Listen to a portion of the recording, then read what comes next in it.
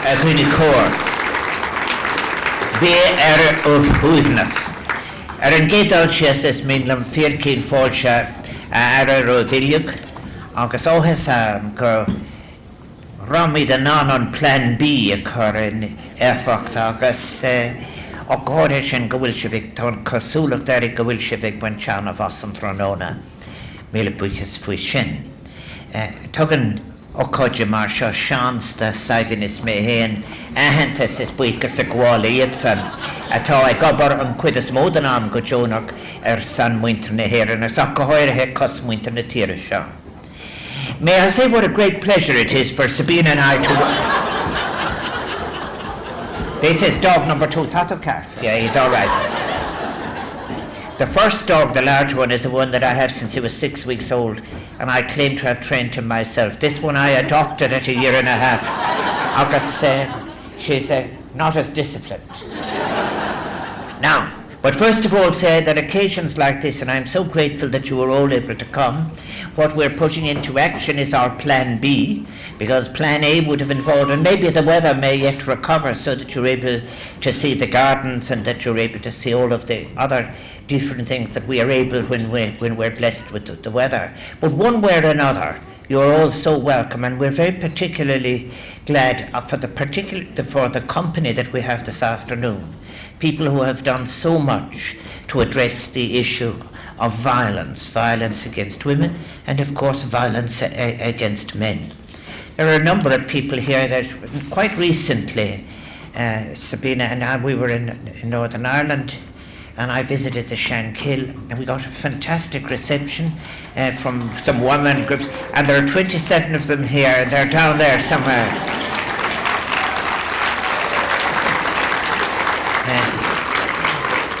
So fortune special tagi on Shankill, you're most welcome, and thank you for that wonderful afternoon we spent, and for all the good work that you're doing, because really you are the major source of hope in areas that are moving on to the future, and I pay tribute to you for that.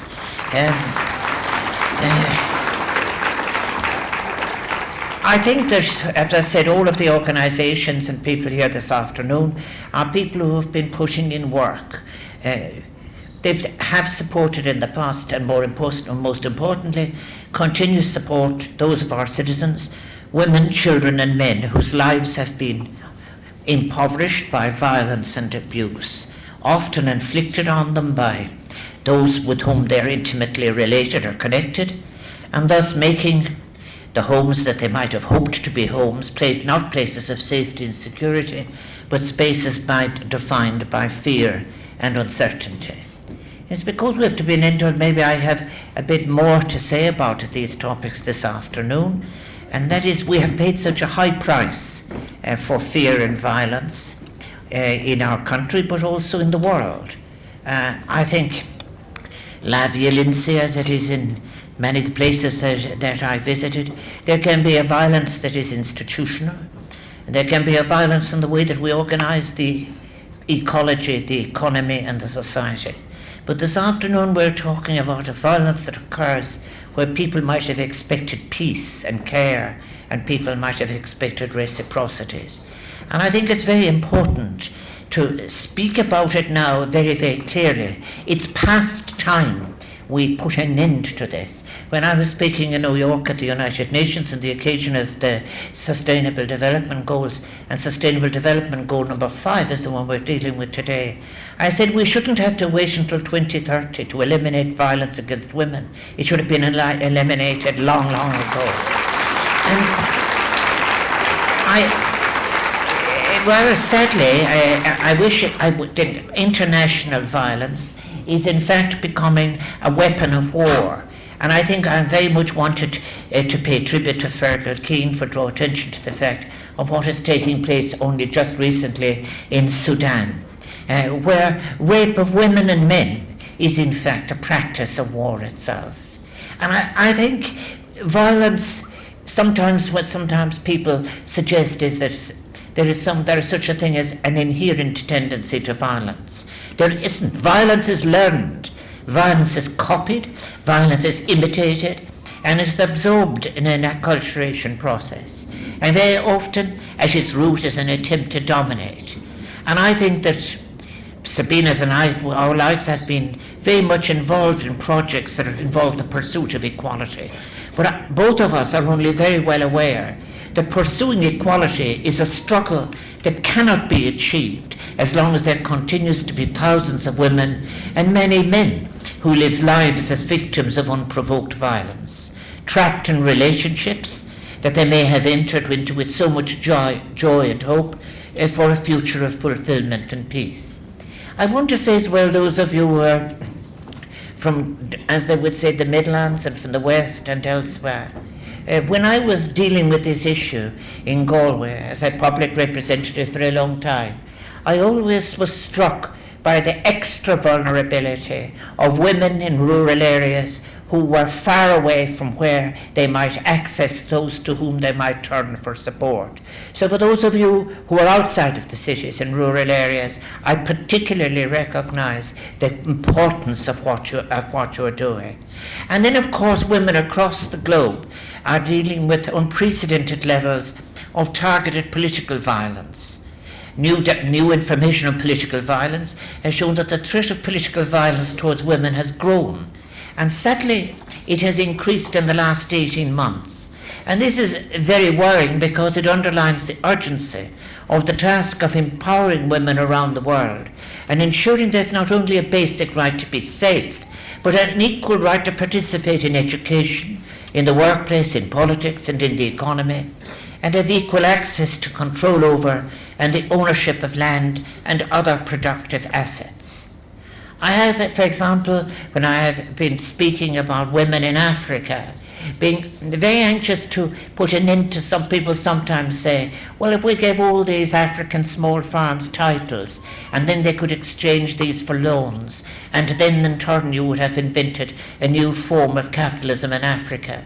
The fact is, it is the women who are responsible for 80% of the production in the fields and in the sun with their hoes. So therefore what you would be doing is you would be giving, in fact, to people who are not in the heat of the sun the right to sell their titles, and you would suddenly lose the land, as has happened in Mexico, as it happened in parts of Africa, and so on.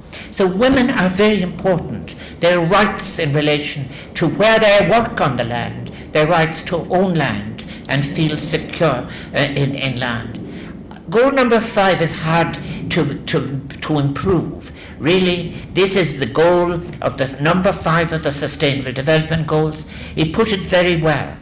And remember, that was signed up to by 193 nations at the United Nations. It came into effect in January 2016, and what it called upon was for all of the nations of the world to achieve gender equality and empower all women and girls. Gender equality, it said, is not only a fundamental right, but a necessary foundation for a peaceful, prosperous, and sustainable world.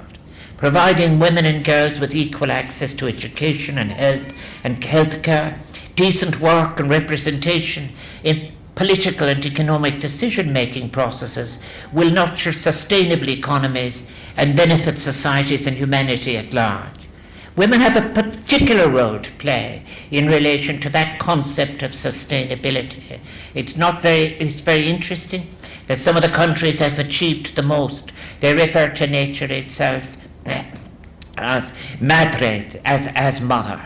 I think a record 143 countries now guarantee equality between men and women in their constitutions.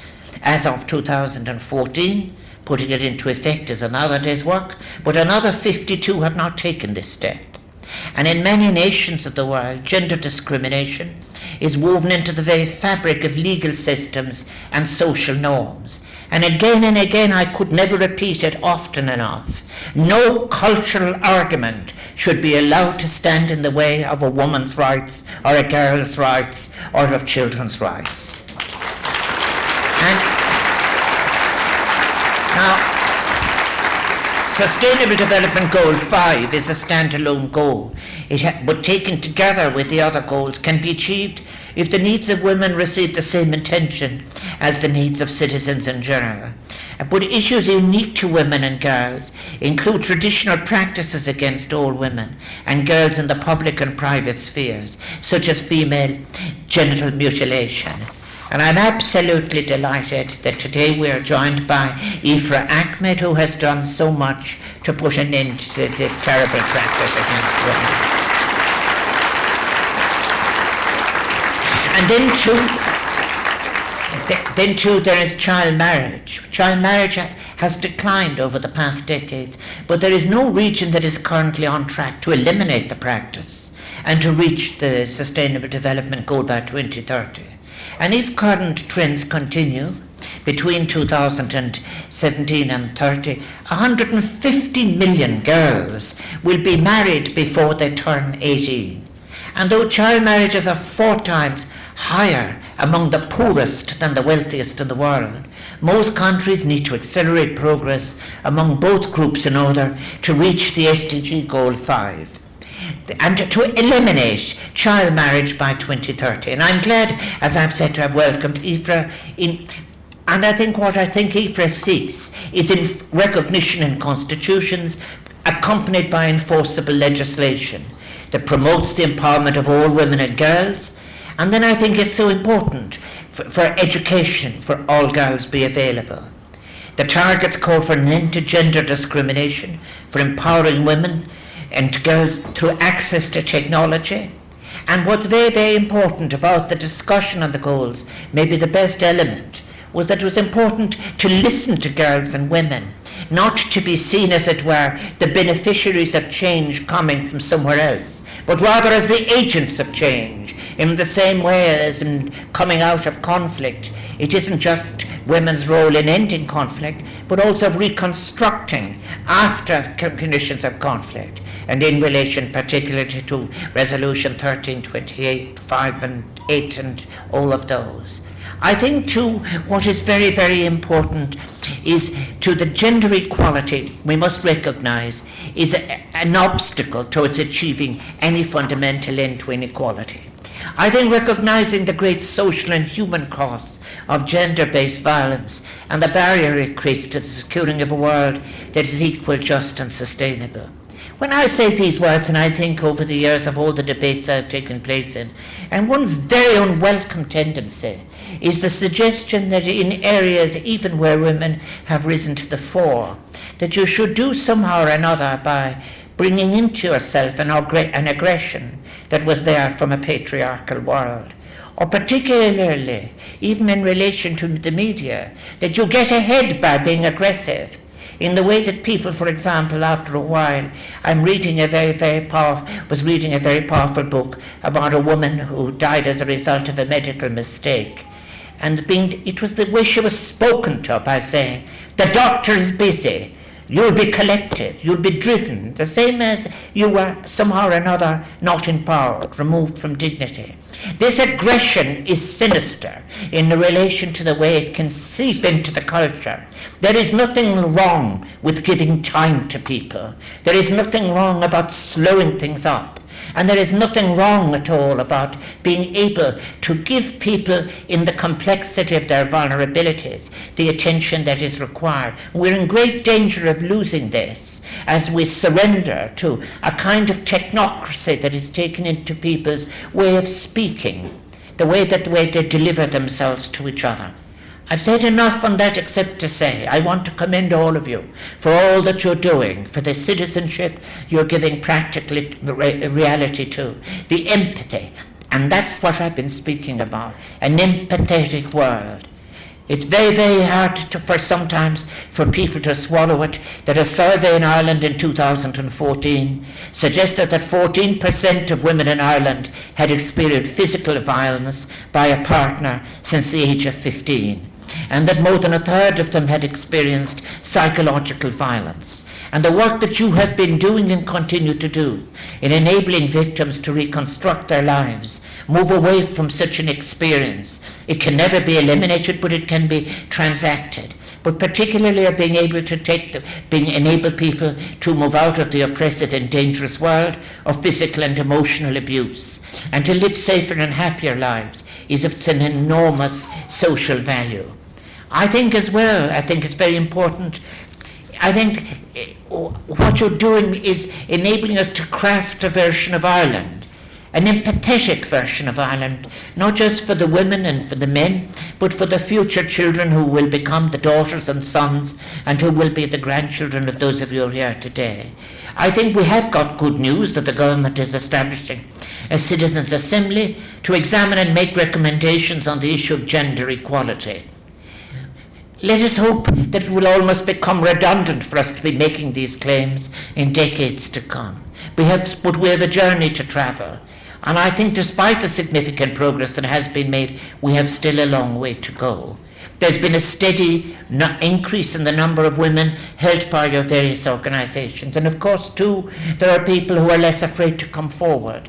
And we must encourage all people to either, not only those who are affected by abuse, but those who know of abuse, to come forward so that we are able to put an end to this incredible travesty. And I think, let's say, maybe the good news about it is that violence within the home, even violence within marriage in particular, is now progressively achieving the level of public recognition that it should have had long, long ago. And it now is, I think, the increasing number of victims who are coming forward will be doing a great favour to everybody. And when those victims find the courage to remove themselves from abusive situations, it's to the organisations and the different groups that you here represent this afternoon. And as President of Ireland, I thank you for that. I thank you for what you are doing by able to enable people to reconstruct their lives, for the tasks of empowerment. And then what it goes on. What people seek is the minimum levels that are necessary to achieve an autonomy in their life, earning their own money, finding their own home, making new friends, exercising choice in your interactions, leading fulfilling lives. I think that domestic violence, in the end of the day, to sum it all up, is in fact a negation of dignity. It isn't whether it is sourced in fear, as I've said, or an imitation, or has come out of something that people have seen elsewhere. It can never, ever be seen other than as an attempt to deny, it infringes the dignity of the other person and a tendency to dominate. I'm so pleased Maruk Tranahen Gwilit Shansam, Trislu live Ilyakata, Gobarar Nenehisha, Agazak Kohorhan Karata Tokaki Sanabata Kacha, is an Karata Tokaki, a mega Hotagi Santawaki, the weeds in the Tag Fallant, Simco Hexinifi Mekershia Sir. I'm so delighted to have the opportunity then to pay tribute to you all organisations and groups, wherever you've travelled from. And I also want to say to those who are representing of cultures abroad, when Ireland is speaking about matters internationally, I think it is a good thing to hear that now in foreign policy, gender equality and gender respect is in regular usage, and I very much welcome that. What we're really speaking about are women, men and children breaking free from a world in which they're denied freedom, dignity and peace of mind. So Rishma Buikas Livilyog. And before I conclude now, I must say that having listened to this homily from me, which you all know already, because the fact is you are more familiar with all of these themes than I, but it's good that we can say so together in the home of the President of Ireland, to know that we're at one in what is our intention in relation to these regards. But this afternoon we have great entertainment. We're absolutely blessed by having a superb Masters Kursi, and that is Blonit Nikovic, and our entertainers. Dennis Scully, Leo Ossia, the Army #1 band, Colm O'Haragon, the Atkinson family, Erica Cody, and then you will all be moving. There's no part of it that won't move to the Swing Cats and Alva Reddy. And I want to say thank you to Fuirin and Orish, to the staff of the Oras, for all their hard work and good humour, our friends in Africa Pipley, the OPW, our wonderful House of Tea, not just for all the hospitality that has been provided, but for their attitude towards it all, their kindness and cheerful disposition. I want to thank our friends in the Dublin Transport Museum for the loan again of Jim Larkin's tram and the Dublin bus and so forth. Then we have very, very blessed by having in charge of sound D. Rogers. Superb sound that he makes possible in facilitation our performers and musicians. And then our friends in John of God's who help us send out all the invitations, the Gardaí and our civil defence colleagues, and the tour guides and the people from Gashka who will be of assistance to. They've all worked very hard. Vidir a gobal godín, agus tá siad fáil con cara léite ein cuitar Chaston. Sabina and I hope you have a wonderful afternoon. Enjoy your time here. Mila Breakers Asak Chair Berbara.